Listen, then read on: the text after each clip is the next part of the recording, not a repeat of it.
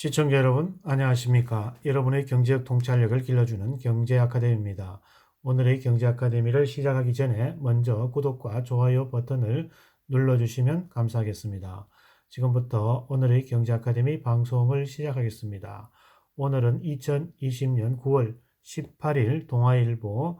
오늘의 제목은 미국 코로나 경제 위기 극복에 집중, 한국도 초저금리 이어질 듯이라는 내용을 가지고 살펴보도록 하겠습니다. 연준 제로 금리 2023년까지 유지를 시사하였습니다. 미국 중앙은행인 연방준비제도가 16일 향후 최소 3년간 현재의 제로 금리를 유지할 방침을 시사한 것은 당분간 신종 코로나 바이러스 감염증으로 초토화된 경제 위기를 극복하는 데 집중하겠다는 뜻으로 풀이됩니다. 연준은 16일 연방공개시장위원회 정례회의에서 현재 0.0에서 0.25인 기준금리를 동결하기로 했고, 점도표와 함께 공개하며 제로 금리를 2, 3년 이상 끌고 가겠다는 의중도 내비추었습니다. 만약 연준이 이날 밝힌 대로 정책 금리를 향후 3년 이상 현 수준으로 유지한다면 2008년 글로벌 금융위기 이후 약 7년간 제로 금리가 유지된 이래 또다시 장기 초금리 시대에 접어들게 됩니다. 연준은 올 3월 코로나19 경기 회복 우려가 커지자 금리를 0.0에서 0.025%로 1포인트 전격 인하한 뒤에 지금까지 계속 동결해 왔습니다. 연준의 이 같은 결정에 보조를 맞춰 각국 현재의 저금리 기조를 장기간 유지할 가능성이 큽니다. 한국은행도 현재 0.5%인 기준 금리를 유지할 가능성이 커졌다는 분석이 나옵니다. 성태윤 교수는 FOMC에서 추가적인 액션이 없었고 자산시장 불안정성도 나타나고 있기 때문에 우리의 입장에서는 기준금리를 움직이기는 어렵다고 말했습니다. 한국은행은 올해 3월에서 5월 두 차례 걸쳐 기준금리를 0.75포인트 인하하였습니다.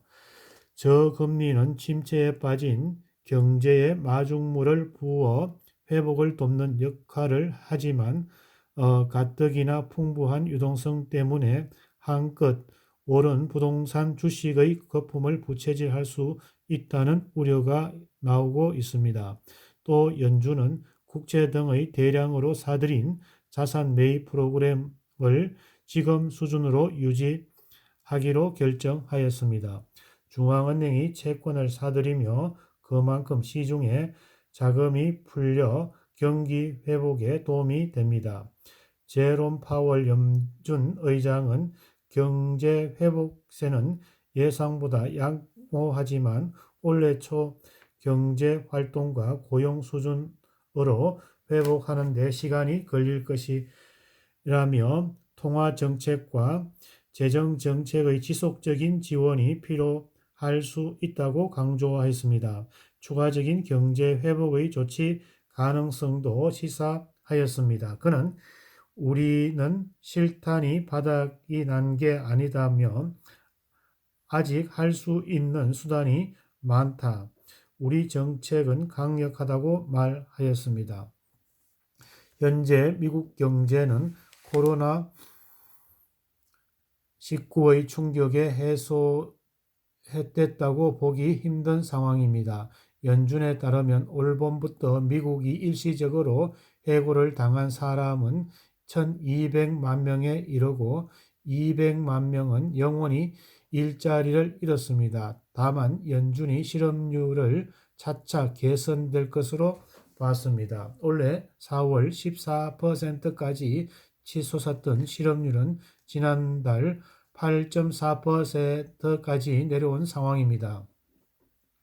연준은 연말까지 실업률 7에서 8% 수준을 유지하다가 내년 이후에 더 내려갈 것이라고 전망하였습니다. 연준이 강력한 저금리 기조를 밝혔는데도 미국 증시는 힘을 받지 못했습니다.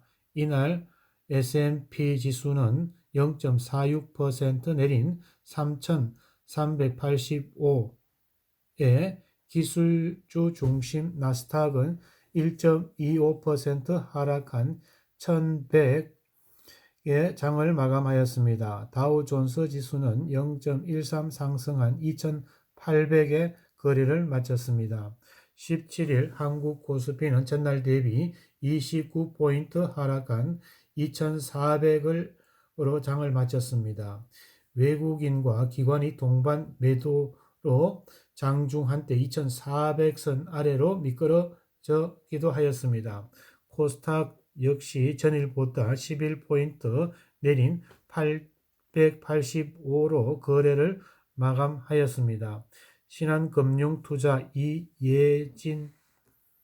이예신 연구원은 신성장 산업을 향한 기업들의 약진과 재정 투입을 통한 뒷받침 등이 그간 우호적인 투자 심리를 지속시켜 왔지만 글로벌 증시의 흐름에 마냥 자유로울 수 없다며 나홀로 고공행진이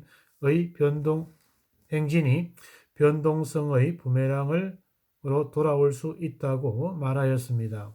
오늘은 미국 코로나 경제 위기 극복에 집중, 한국도 초저금리 이어질 것이라는 내용을 가지고 살펴보았습니다. 파월 실탄 아직 바닥나지 않았다.